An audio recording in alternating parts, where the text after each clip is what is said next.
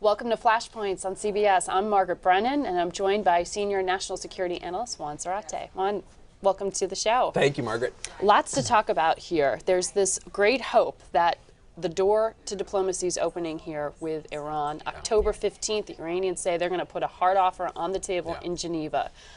Do you believe that they can put a real offer that will gain traction with the international community? It seems like the door is open, and I think the devil will be in the details. And I think there are two things to look for, Margaret.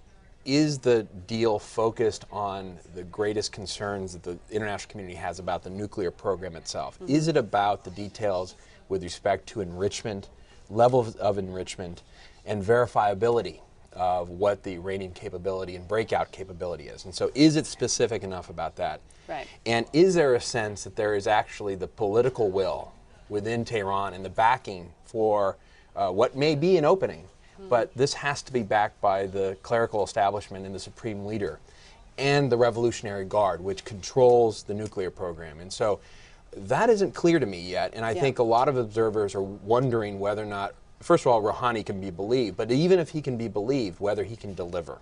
I think that's a really important point, because it's not just does he have the political will, but operationally, who's actually running the country right now? Yeah. When I was in Iran just a year ago, so many people were talking about the Iranian Guard, their military, coming to power in a way they hadn't before. They own a lot of businesses, they've accumulated a lot of wealth over the past administrations, and they're very much in control. And it was interesting to hear the Ayatollah say publicly, you guys should stay out of politics. Yep. He said that recently. So it makes you question who's pulling the levers here. Yeah, the Revolutionary Guard is incredibly powerful. They obviously are the defenders of the revolution, both internally and through the Quds Force externally. And so if they have a vested interest in the way things are going now, absolutely, why would they want to change it? Absolutely, and they're the hardliners of the revolution.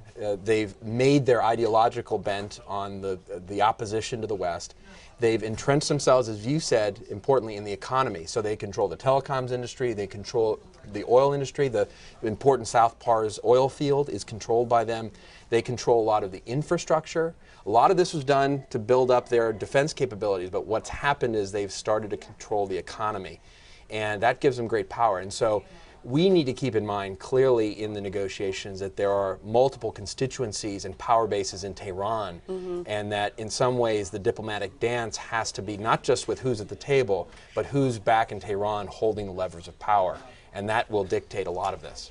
So while the Guard has benefited economically, the Iranian people have suffered tremendously due to these sanctions that the international community has leveraged to try to dissuade Iran from pursuing a weapons program. How do you unwind that? I mean, that's ultimately why it's assumed the Iranians are coming to the table in the first place. Yeah, this is the most complicated element, I think, of the diplomacy for two reasons. One, the Iranians will come to the table if they're willing to give up elements of their nuclear program that are important to the West.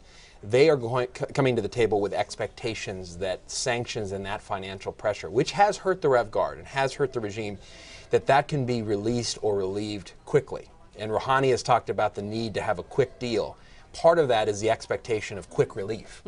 And that may not happen. And the reason is, and this is the second part, the fundamental reason that these sanctions and financial pressure have hurt, despite years and decades of sanctions before, is that we have unplugged the Iranian economy and financial system from the financial and commercial world. That is to say, the Iranian banks have been tainted. They're no longer plugged into the financial system.